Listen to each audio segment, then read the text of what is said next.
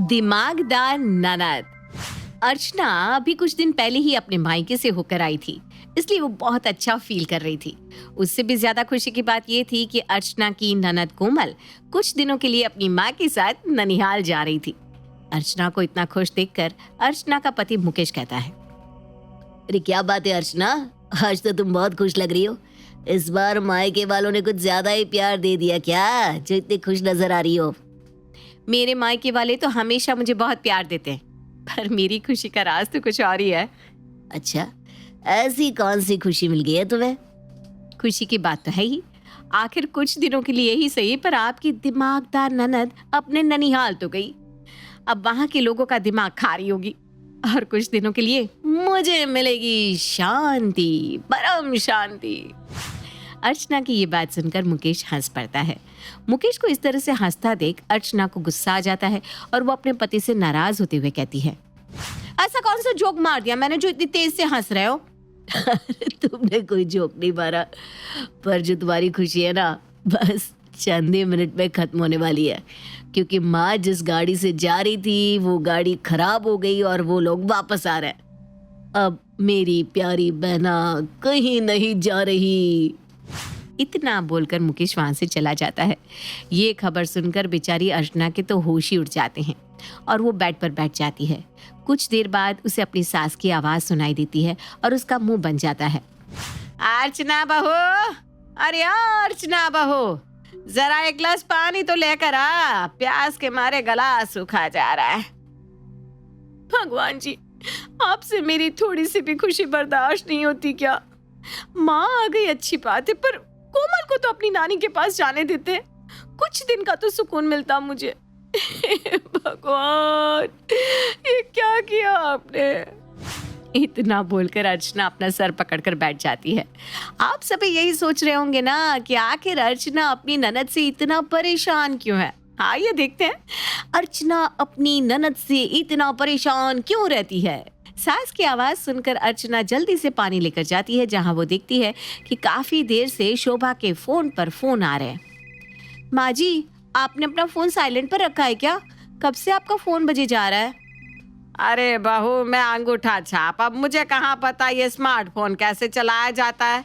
पता नहीं कब से बजा जा रहा है, मुझे तो समझ में भी नहीं आ रहा कि इसे उठाऊं तो कैसे। शोभा की ये बात सुनकर कोमल फोन उठाकर अपनी माँ को दिखाती है और कहती है, माँ मुझे बताती तो मैं आपको सिखा देती कि फोन कैसे उठाते हैं। ये देखो, मैंने कितनी आसानी से इस फोन को उठा लिया। कोई सा भी फोन हो, फोन को ऐसे ही उठाते हैं। कोमल, माँ जी को भी पता है कि फोन हाथों से इसी तरह से उठाया जाता है, पर यहाँ माँ जी ये कहना चाहती है कि कॉल कैसे उठाए ताकि माँ जी फोन पर बात कर सके। तो ऐसा बोलना चाहिए था ना माँ को। क्या माँ, कभी भी ना बातों को क्लियर नहीं करती हो और ना ही पूरा बोलती हो। चलो, मैं अब फोन उठाती हूँ और तुम बात करो। इतना बोलकर कोमल फोन उठा लेती है और जैसे ही अपने हाथ में रखती है, एक बार फिर अर्चना कोमल से कहती है, कोमल, अब फोन उठा ही लिया है तो उसे स्पीकर पर रख दो ताकि हम सबको पता चल सके फोन किसका है। ठीक है भाभी, अभी फोन को स्पीकर पर रख देती हूँ, 1 मिनट रुकिए। इतना बोलकर कोमल फोन को ले जाकर म्यूजिक स्पीकर के ऊपर रख देती है। ये देखकर अब शोभा और अर्चना दोनों अपना सर पकड़ लेती हैं और एक बार फिर अर्चना कोमल से कहती है, मेरी प्यारी ननद जी, फोन को स्पीकर पर रखने से मेरा मतलब था कि फोन का जो स्पीकर है ना, उसके ऊपर रखो ताकि हम सब सुन सके। अरे तो ऐसा बोलना चाहिए था ना भाभी, माँ के साथ रहकर आप भी उनकी तरह बन गई हो। 2 मिनट रुको आप। इतना बोलकर समझदार कोमल फोन के ऊपर स्पीकर रखने लगती है। ये देखकर जल्दी से अर्चना कोमल के पास जाती है और उसके हाथ से फोन ले लेती है। ये तूने सही किया बहू, वरना ये बेवकूफ लड़की आज हमारा नुकसान ही कर देती। माँ, मैं आपकी बेटी हूँ, पर आप ना हमेशा भाभी की साइड लेती है। मैंने तो वही किया जो भाभी ने कहा। भाभी को ही सोच समझ कर बोलना चाहिए ना। आप और भाभी ना कभी बातों को क्लियर नहीं करते। हाँ कोमल, तुम बिल्कुल सही कह रही हो। तुमने बिल्कुल वही किया जो मैंने कहा था। गलती तो मेरी है जो मैं तुम्हें कुछ समझा नहीं पाती। तुम जाकर आराम करो, फोन को हम देख लेंगे कि फोन को स्पीकर के ऊपर रखना है या उसके नीचे। अब कोमल आराम से अपने कमरे में चली जाती है और अर्चना एक बार फिर अपनी सास को फ़ोन लगा कर दे देती है और रसोई में खाना बनाने के लिए चली जाती है। अब इसी तरह से कुछ दिन बीत जाते हैं और एक दिन मुकेश खाना खाते हुए सबसे कहता है, मेरी 3-4 दिन की ऑफिस की छुट्टी है, मैं सोच रहा हूँ इन छुट्टी में हम कहीं बाहर चले। अच्छा हुआ बेटा जो तेरे ऑफिस की छुट्टी पड़ गई। कितना टाइम हो गया है पूरे परिवार को एक साथ किसी धाम पर गए हुए। हम किसी मंदिर होकर आते हैं। हाँ माँ जी, आप बिल्कुल सही कह रही हैं। मेरा तो बहुत दिल कर रहा है हरिद्वार जाने का। एक काम करते हैं ना, 2 दिन के लिए हरिद्वार होकर आते हैं। अब पूरा परिवार हरिद्वार जाने की तैयारी में लग जाता है। क्योंकि अर्चना के पास बहुत सारा काम था, इसलिए थोड़ा सा काम अर्चना अपनी ननद को सौंप देती है। कोमल, मैंने सारी तैयारी कर ली है, बस कुछ हल्का फुल्का बनाने का रह गया है। ऐसा खाना जो 2 दिन के सफ़र में चल सके। तो तुम एक काम करो ना, ऐसा टिफ़िन तैयार कर लो जो 2 दिन तक चल सके, जब तक मैं तुम्हारे भैया से पूछ कर आती हूँ कि हमें कब निकलना है। हाँ हाँ भाभी, क्यों नहीं, ये काम तो मेरे बाएं हाथ का खेल है। आप फिक्र मत करो, मैं संभाल लूंगी। चलो, कभी तो तुम्हें मेरी बात एक बार में समझ में आ गई। बेचारी अर्चना पहली बार कोमल की बातों पर विश्वास कर लेती है और टिफिन की जिम्मेदारी उस पर छोड़ देती है। अब अगले दिन जब पूरा परिवार निकलने लगता है तो अर्चना कोमल से कहती है, कोमल सारी पैकिंग हो चुकी है, हम सब निकलने वाले हैं। तुम अब तक टिफिन लेकर नहीं आई। मैंने बोला था ना कुछ हल्का फुल्का बना लेना जो 2 दिन तक चले। हाँ भाभी, मैं अभी लेकर आती हूँ। आपको पता है मैंने इतना अच्छा टिफिन बनाया है जो 2 दिन से भी ज्यादा चलेगा। इतना बोलकर कोमल टिफिन को ट्रॉली बैग की तरह चलाते हुए लाती है। ये देखकर सभी घर वाले हैरान हो जाते हैं क्योंकि कोमल ने बड़े से टिफिन में 4 पहिए लगा दिए थे जिसे आसानी से चलाया जा सकता था। ये देखकर शोभा अपनी बेटी से कहती है, कोमल बेटा, आखिर तूने इस टिफिन में ऐसा क्या भर दिया जो तुझे इस टिफिन में पहिए लगाने पड़े? ज्यादा भारी है क्या टिफिन?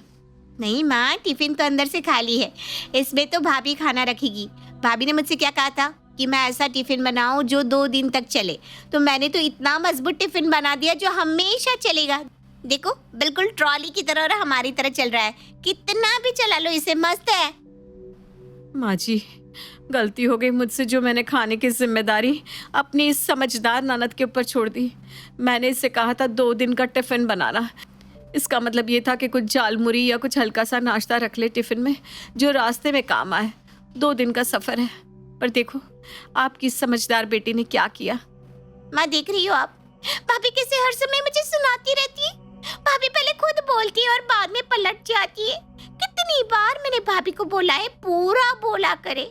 उन्होंने मुझे ये नहीं कहा था कि कुछ ऐसा खाना बनाओ जो टिफिन में पैक कर दो। उन्होंने तो ऐसा बोला था कि टिफिन बनाना कोमल जो 2 दिन चले। और अब जब मैंने ऐसा टिफिन बना दिया तो भाभी मुझे खरी खोटी सुना रही है, वो भी आपके सामने। अरे देवी, गलती हो गई तेरी भाभी से। अभी टिफिन को यहीं छोड़ो और बाहर चलो। पता चला ट्रेन छूट गई आप लोगों के टिफिन के चक्कर में। मुकेश अपने परिवार वालों के साथ हड़बड़ी में घर से निकलता है, पर वही होता है जिस बात का मुकेश को डर था।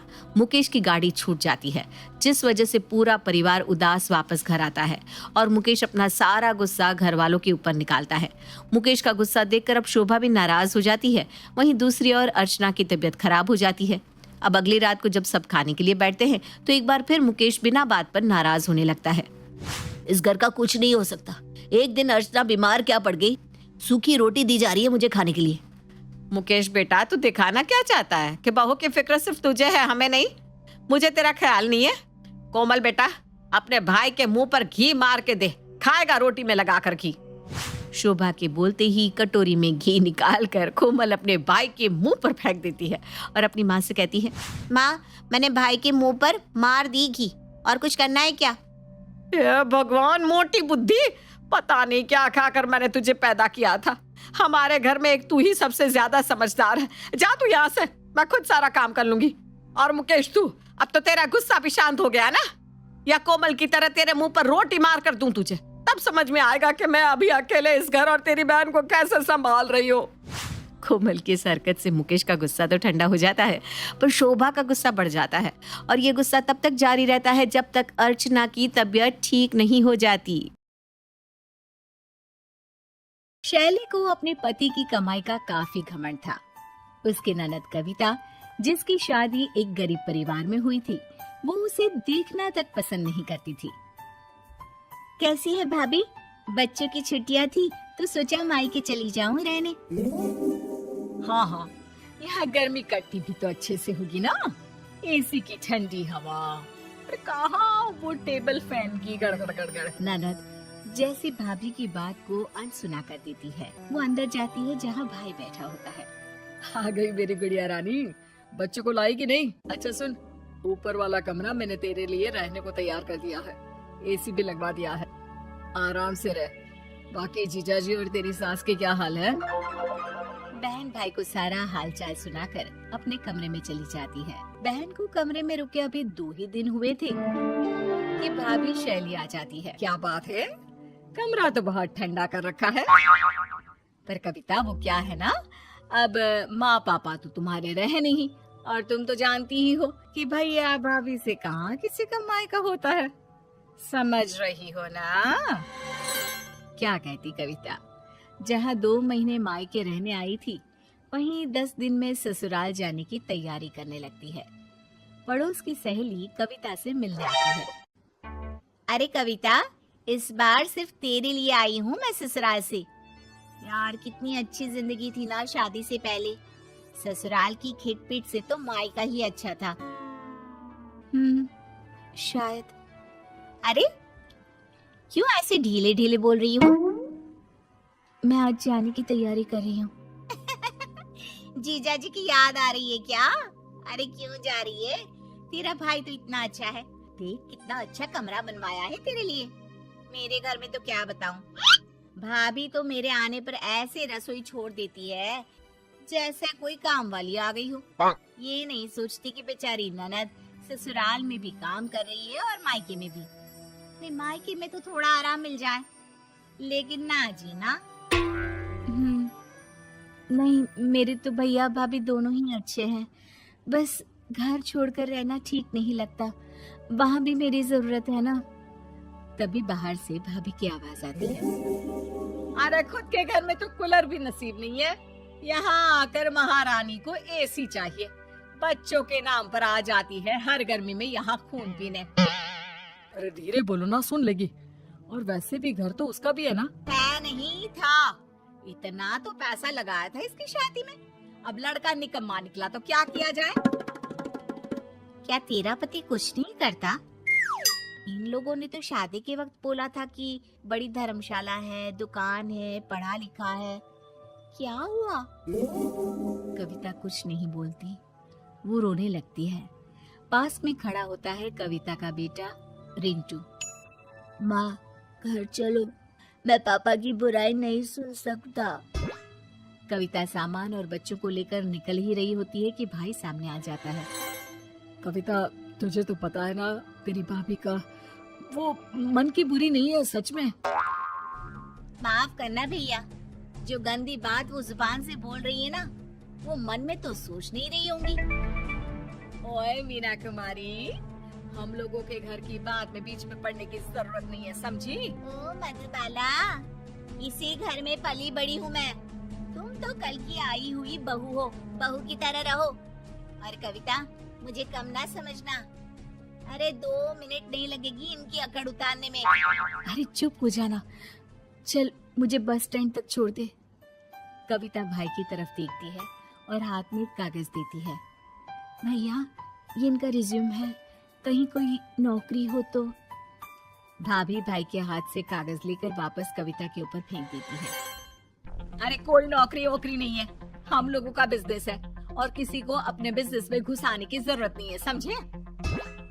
कविता रोने लगती है और रो रो कर घर से चली जाती है। शैली का बेटा बोल पड़ता है। माँ, बुआ क्यों रो रही थी? रिंटू भैया क्यों चले गए? अरे चुप कर, जा जाकर पढ़ाई कर। भैया क्यों रो रही थी? बड़ा आया बुआ का भतीजा।